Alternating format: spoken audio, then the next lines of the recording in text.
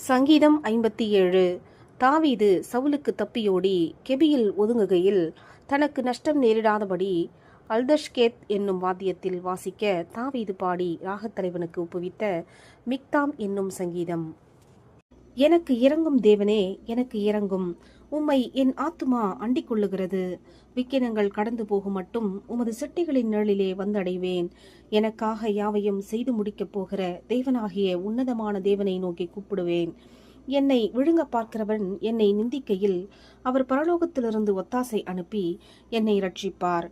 தேவன் தமது கிருபையையும் தமது சத்தியத்தையும் அனுப்புவார். என் ஆத்துமா சிங்கங்களின் நடுவில் இருக்கிறது.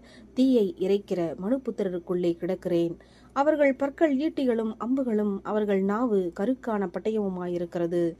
தேவனே, வானங்களுக்கு மேலாக உயர்ந்தருளும். உமது மகிமை பூமி அனைத்தின் மேலும் உயர்ந்திருப்பதாக. என் கால்களுக்கு கண்ணியை வைத்திருக்கிறார்கள்.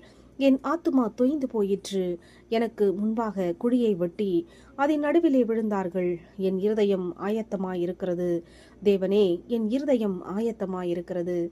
நான் பாடி கீர்த்தனம் பண்ணுவேன். என் மகிமையே விழி. வீணையே, சுரமண்டலமே விழியுங்கள். அதிகாலையில் விழித்துக் கொள்வேன். ஆண்டவரே, ஜனங்களுக்குள்ளே உம்மை துதிப்பேன். ஜாதிகளுக்குள்ளே உம்மை கீர்த்தனம் பண்ணுவேன்.